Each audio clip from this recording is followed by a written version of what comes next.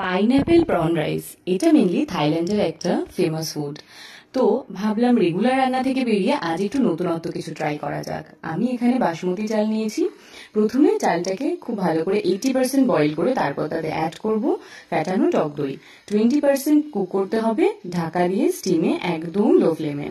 আমি আজকে একটু বড় সাইজের প্রন ইউজ করেছি। প্রনটাকে আর একটা ডিমকে খুব ভালো করে ফ্রাই করে নিয়ে সেই একই জায়গায় আমি চপ করে রাখা পেঁয়াজ আর রসুনকে দিয়ে খুব ভালো করে ফ্রাই করে নিয়েছি। এইবার অ্যাড করব তাতে সেই বয়েল করে রাখা রাইসটা, স্বাদ মতো নুন, গোলমরিচ আর এই রেসিপির মেন ইনগ্রিডিয়েন্টস চপ করে রাখা পাইনঅ্যাপেল আর তার জুস। সাথে দিয়ে দিচ্ছি টমেটো আর কিছুটা সয়া সস আর টমেটো সস মিক্স করে রেখেছিলাম, সেটাও দিয়ে দিলাম। দিয়ে 2 মিনিট ফ্রাই করে শেষে ধনেপাতা দিয়ে নামিয়ে নিলে রেডি আমাদের থাই প্রন রাইস। এটা খেতে কিন্তু বেশ অন্যরকম, বেশ ভালো। তোমরা ট্রাই করতে পারো। বাই।